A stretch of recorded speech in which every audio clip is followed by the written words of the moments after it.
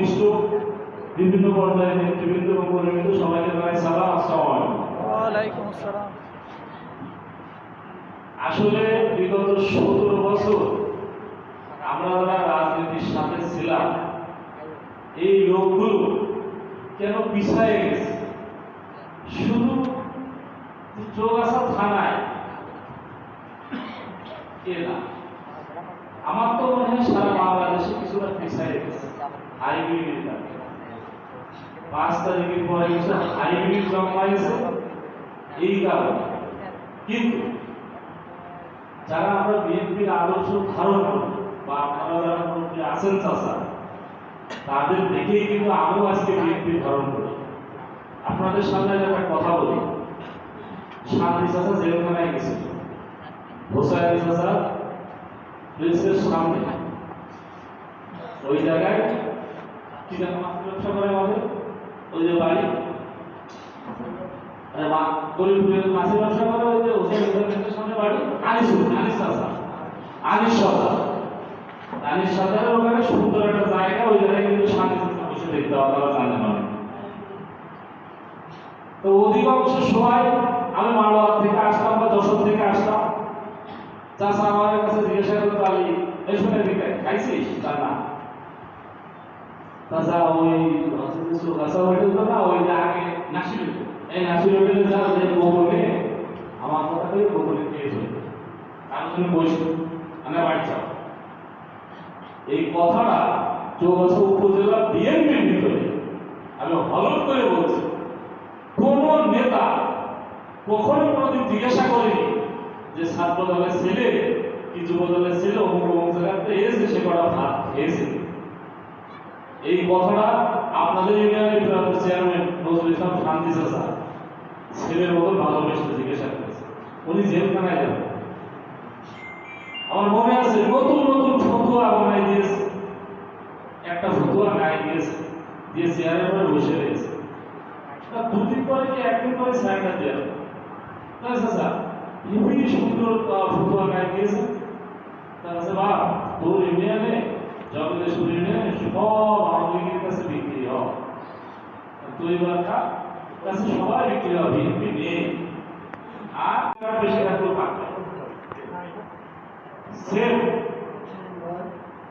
Union বিএনপির ভিতর থেকে যদি আপনারা একজনকে চেয়ারম্যান বানান, এই ইউনিয়নের বিএনপি কি সেম কাজ হবে?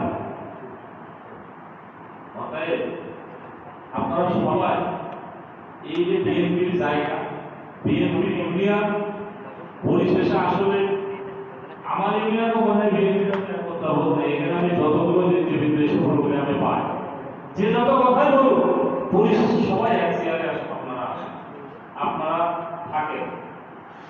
কোন থানা বিএনপি সালাম সাহেব, হাসান সাহেব, আলী সাহেব, মুস্তাক সাহেব, জহুর সাহেব কেউ কিচ্ছু করে দেবে না, কিচ্ছু দেবে না, সবাই নেই, এটাই বাস্তবতা। যদি আপনার ইউনিয়ন থেকে নেতৃত্ব আপনি না তৈরি করতে পারেন, যদি আপনার ইউনিয়ন থেকে নেওয়ার মতো লোক যদি না থাকে পারবেন না। আজকে খালি চাষা, আব্দুল চাষা, মেহেদি ভাই আজকে ভাই দাবি না দেয় আপনাকে কিন্তু কেউ টাকা পাবে না। আমি আপনাদের কথা দিয়ে যাচ্ছি, আমি কোর্টে কাজ করি, আমি 10 টাকার কাজ আপনাদের 2 টাকায় করি। আমি আগেও বলেছি, এখনো বলছি, দলীয় কোনো বিষয় নেই, বিএনপি আমি বিএনপি জামাত মারামারি করবেন 1 টাকা লাগবে, আমি এখনো আপনাদের মানুষ সব ঠিক, আমি বেঁচে থাকলে আপনাদের করে দেবো ইনশাআল্লাহ।